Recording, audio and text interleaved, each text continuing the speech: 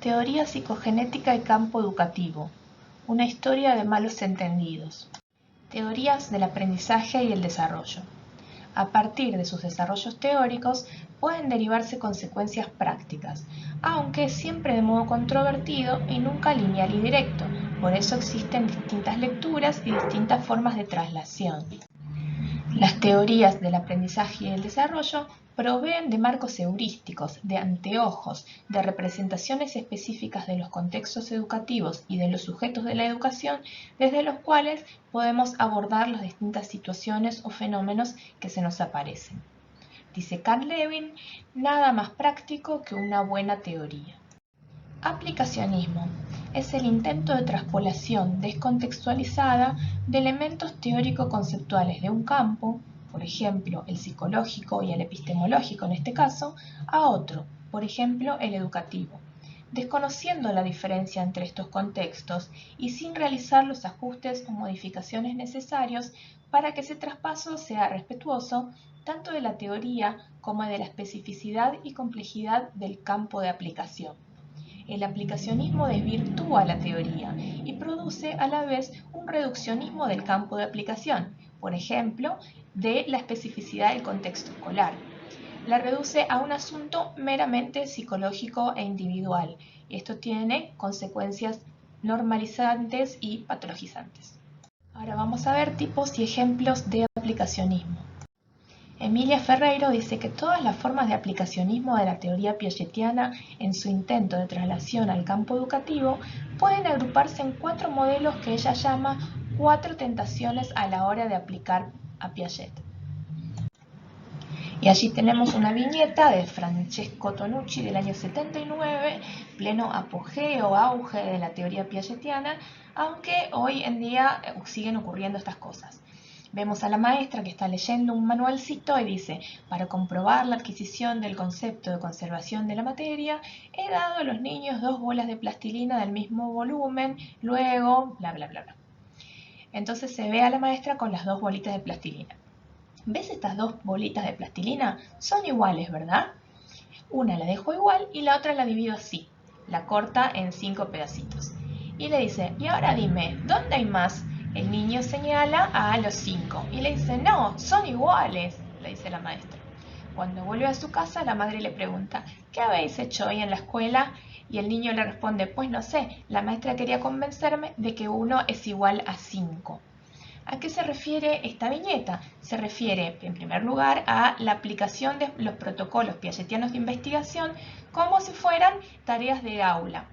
Y no solo eso, sino que en vez de utilizarlo para acceder al pensamiento del niño, lo que hace la maestra es centrarse en si la respuesta es correcta o no, que habíamos dicho anteriormente que todo esto trae un montón de problemas. La primera tentación, la primera forma de utilizar la teoría de Piaget de un modo aplicacionista es la que se denomina, o Piaget mismo llamaba, el problema americano, porque justamente ocurrió al trasladar la teoría de Piaget a Norteamérica, al campo educativo norteamericano.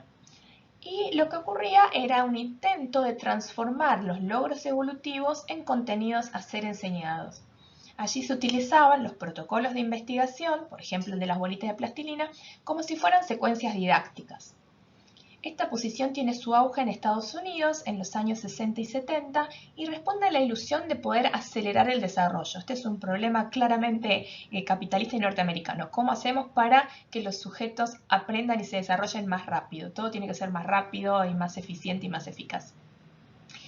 Un ejemplo de esta posición es la exhortación a que los educadores susciten constantemente desequilibrios. Tienen que producir desequilibrios en los alumnos para catalizar supuestamente los aprendizajes.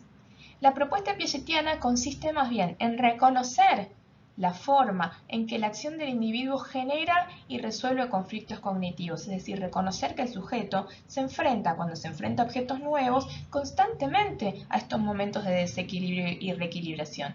Pero en ningún momento quiere decir que el docente sea quien tiene que desequilibrar todo el tiempo. Ahí hay una confusión, hay un pasaje entre la teoría entendida como una teoría del aprendizaje y el cambio de entenderla como una teoría de la enseñanza. Hay una confusión entre los campos de la pedagogía y de la psicología.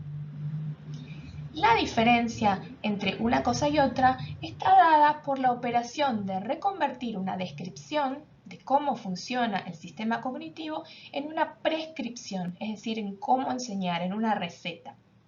El segundo problema, la segunda tentación, es la pedagogía de la espera y supone tomar los postulados teóricos respecto a los estadios como si fueran precondiciones de madurez para el aprendizaje, antes de cuya aparición el educador o la educadora no podría enseñar determinados contenidos. Esto reduce el rol de quien enseña al de un espectador o espectadora del desarrollo. Hay que esperar hasta que el niño o la niña esté en condiciones de poder aprender eso y recién ahí enseñárselo. Se considera los aprendizajes un producto de la mera maduración biológica o el paso del tiempo, desconsiderando los otros factores, que habíamos dicho que eran 4, no es solo la maduración. Desde esta perspectiva, se reduciría la teoría piagetiana a un innatismo espontaneísta. Es como si, independientemente del contexto, en forma universal y sin ningún tipo de estímulo, el niño, la niña, el niñe pudiera desarrollar un concepto meramente por la maduración. Entonces es un innatismo. Ahí hay también un supuesto de universalidad del sujeto humano. Habíamos dicho que el problema de pensar al sujeto como universal es que necesita superar el veto antropológico, es decir, que podamos ver si esto ocurre en todas las culturas para poder recién ahí decir, bueno, esto es universal. Otra de las grandes tentaciones a la hora de aplicar Piaget, estos aplicacionismos, son los usos psicométricos de la teoría. Es decir, usar las características descritas en cada estadio como criterios de normalidad o anormalidad. Esto supone transformar estos logros evolutivos en esperables y medir a los sujetos en comparación con ellos, con estos logros supuestos en cada momento. Esto conlleva utilizar los protocolos de investigación, habíamos dicho esto por ejemplo de equilibrar objetos, de hacer las bolitas de plastilina, esto es para acceder a cómo está el sujeto pensando, no como una estrategia de enseñanza y tampoco como una prueba de inteligencia, no es un instrumento de medición. Lo que ocurre aquí es que se confunden el nivel evolutivo con la edad sin tener en cuenta la relatividad de ritmos de la que ya Piaget advirtiera. Ya Piaget decía que no hay una correspondencia lineal y directa entre estos niveles de desarrollo y una edad evolutiva.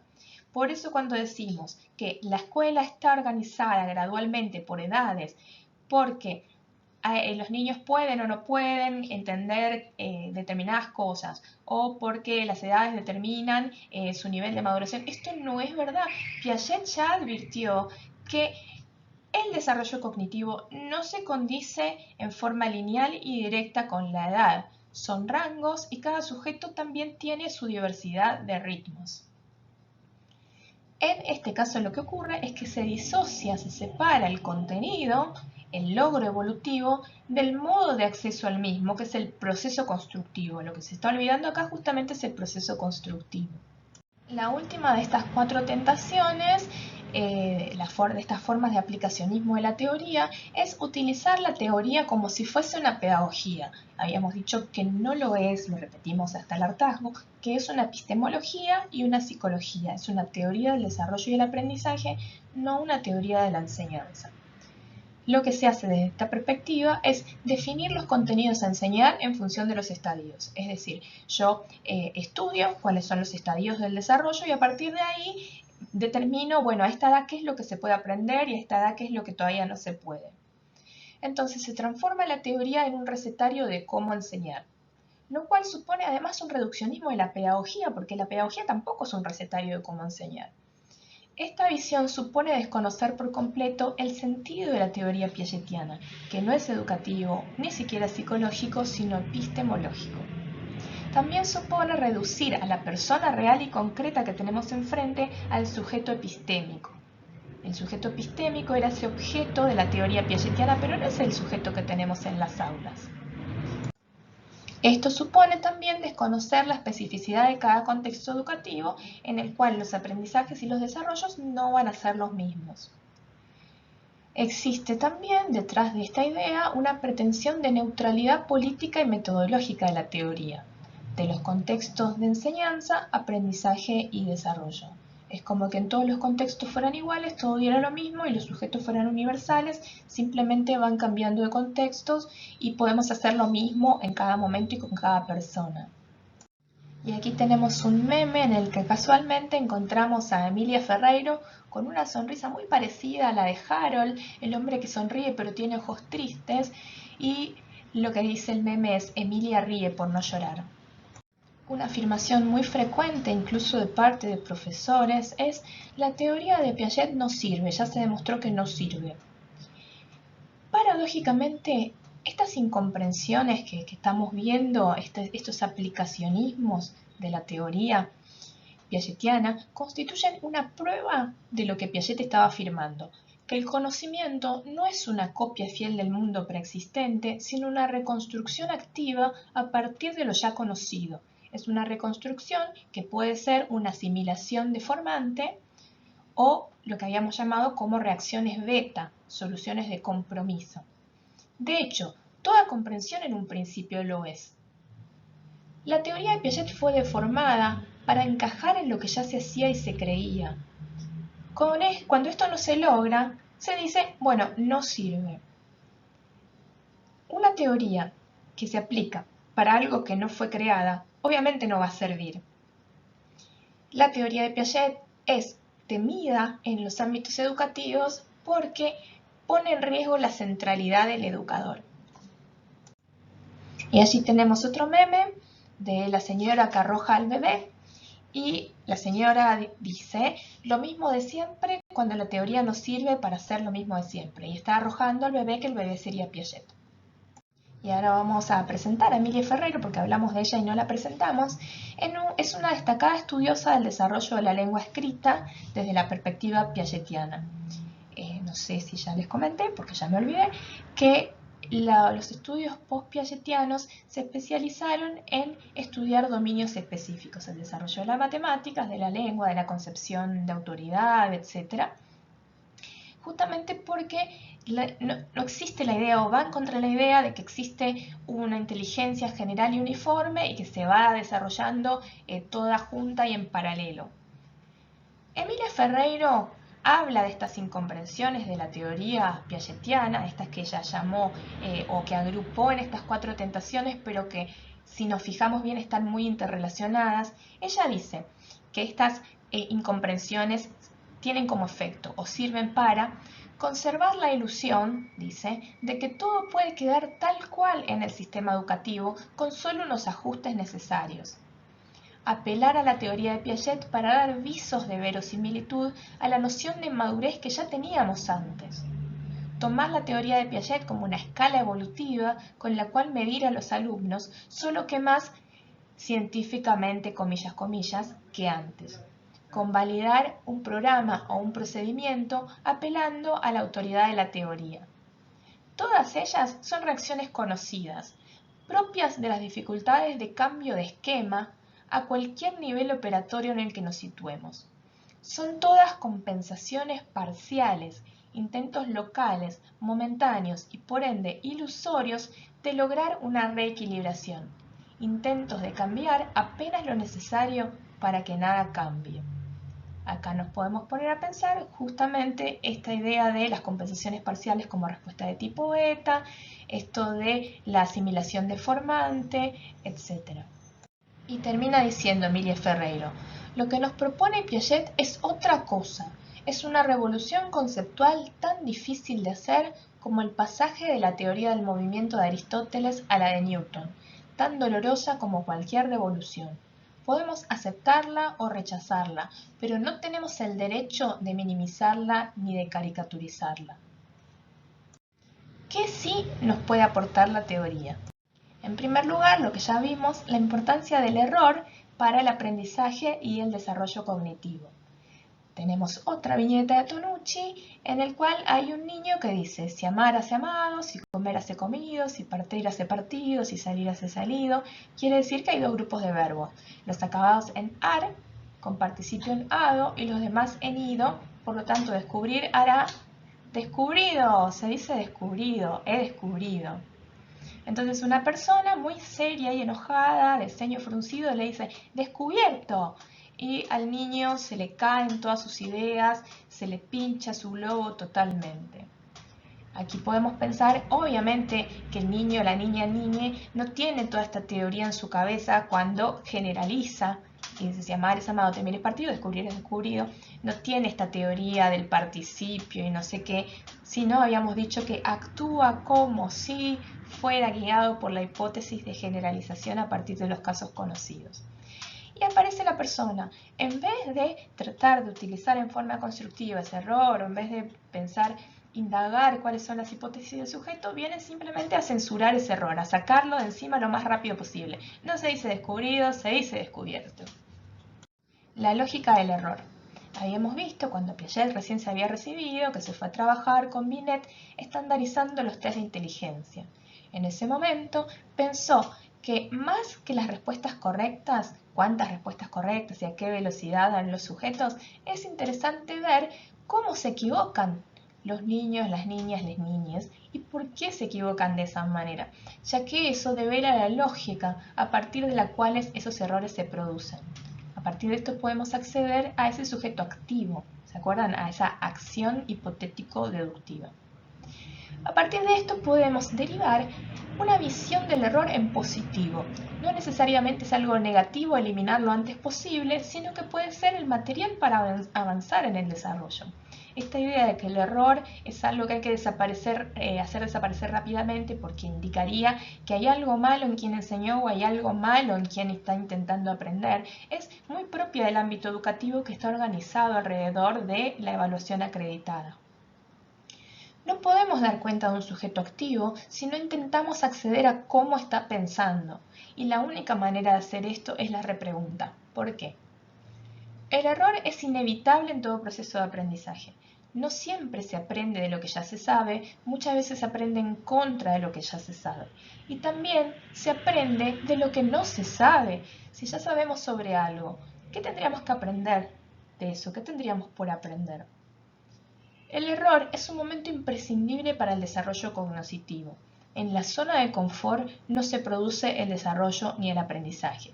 Por eso son importantes estos momentos de conflicto, cuando nos obligan a salir de la zona de confort, aunque se siente horrible, se siente remolesto, nos cuestionamos a nosotros, nosotras mismas, ese es el momento en el cual podemos hacer algo con lo que ya estamos pensando y viendo para poder ampliarlo. Tipos de error.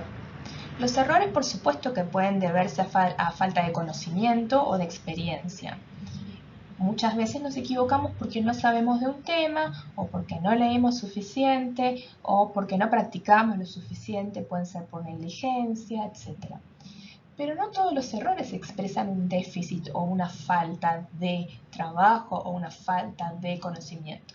También existen errores que expresan las teorías en acción que maneja el sujeto. Eso que habíamos dicho que son esas teorías como si el sujeto actuara siguiendo estas ideas, aunque no necesariamente puede verbalizarlas. Los errores desde esta perspectiva piagetiana pueden ser de dos tipos. Sistemáticos, los cuales develan la lógica del sujeto, su razonamiento, sus hipótesis, y constructivos, son aquellos que sirven para el sujeto y para quien está intentando ayudarlo, para traccionar el desarrollo, aunque no necesariamente, por supuesto, para adelantarlo o acelerarlo. El error sistemático da cuenta de que allí no hay solamente una falta de conocimiento, una falta de estudio o de práctica, sino una teoría en acción que no logra dar cuenta de la especificidad del objeto, es decir, no logra resolver estos desequilibrios cognitivos de forma mayorante. Los errores sistemáticos sirven para pensar sobre nuestro propio pensamiento y para entender el pensamiento de otras personas.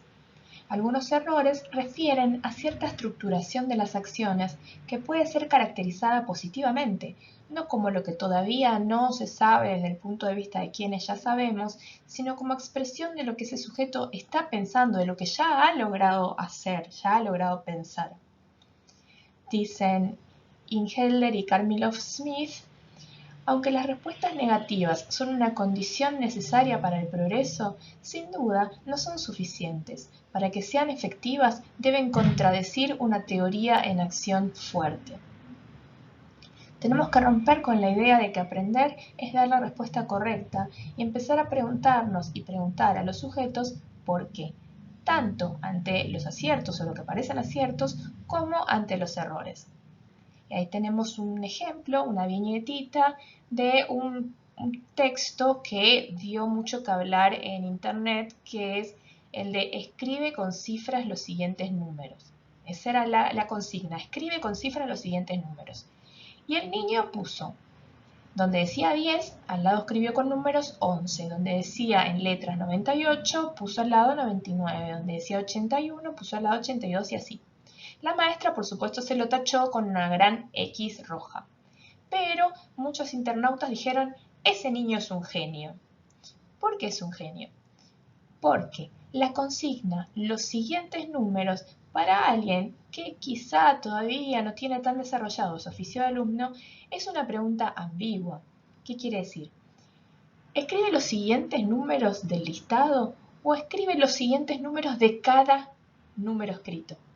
¿Se entienden? Los siguientes números son 10, 98, que fueron los que puso la maestra, o son los siguientes números de 10, el siguiente número de 98, el siguiente número 81, etcétera. O sea, tenemos ahí un error que podemos tacharlo como malo o pensar cómo está entendiendo el sujeto, o también cómo estamos haciendo las preguntas.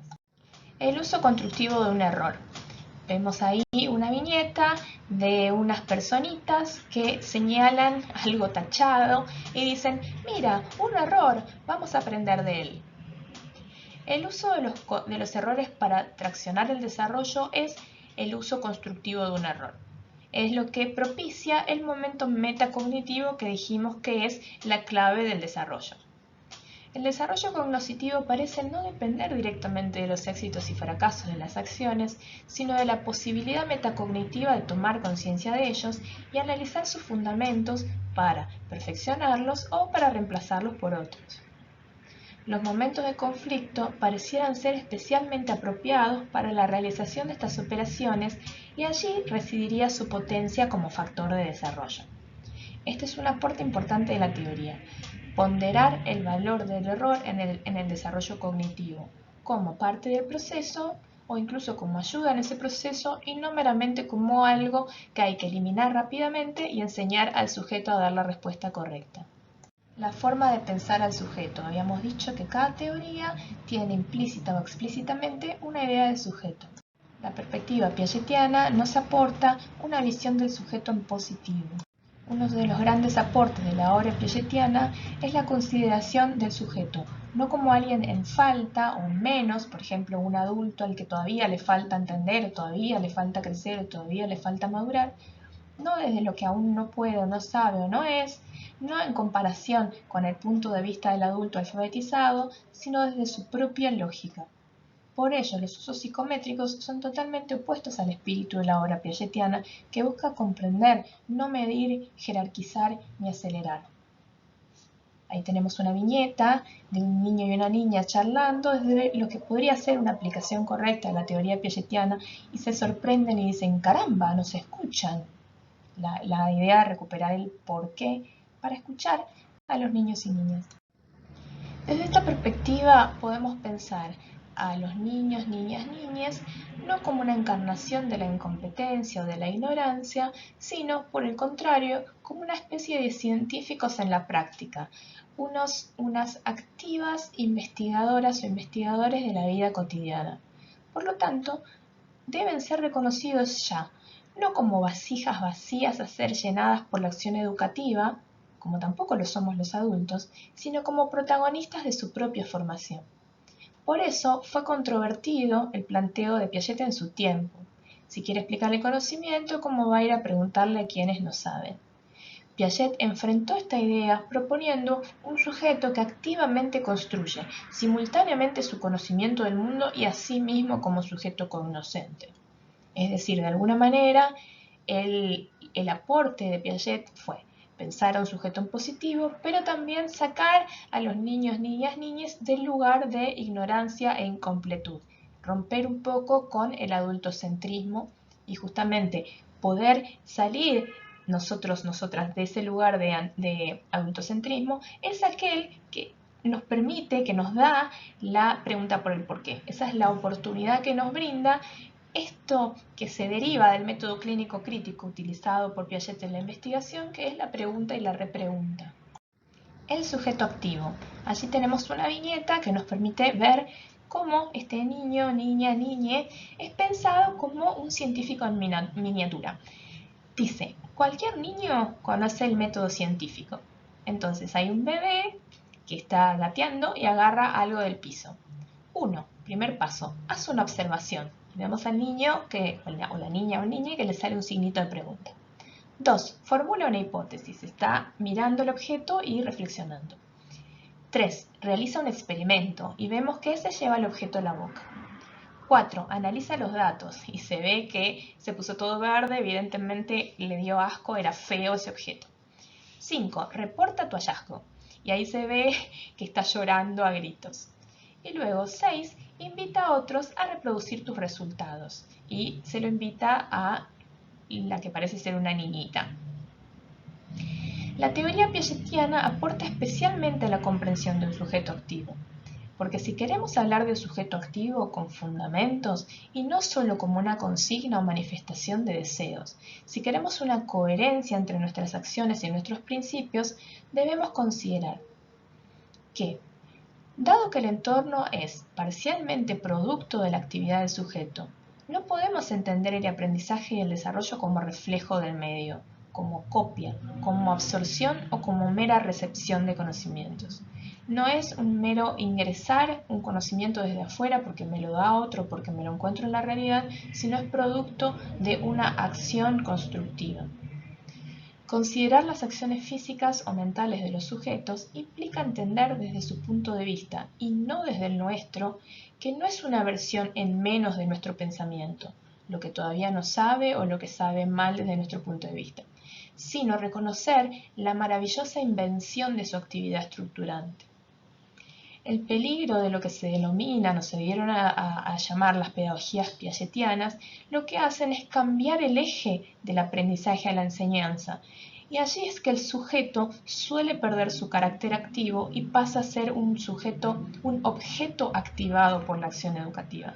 Es decir, no es que el sujeto es en sí mismo activo, sino que hay que producir su actividad por medio de metodologías participativas o por medio de actividades de investigación, etc. Lo que ocurre en ese caso es que la actividad queda al lado del docente, del educador, de quien está ahí estimulando o proponiendo, no desde el sujeto. El sujeto pasa a ser una especie de objeto que es empujado, motivado, estimulado por la persona que está intentando enseñarle. Entonces ese sujeto deja de ser un sujeto activo, pasa a ser un objeto activado por alguien más que sí es un sujeto activo. Allí tenemos el principal problema de la conversión de esta teoría, que es psicológica y epistemológica y que es descriptiva, a pasarla al campo de la pedagogía, es decir, de cómo enseñar, y volverla un modelo prescriptivo de qué es lo que hay que hacer. El sujeto para la teoría piagetiana es un sujeto activo por principio, es un axioma, una regla de base indubitable del modelo. El modelo se estructura alrededor de la hipótesis de que el sujeto es activo, si no se cae toda la teoría.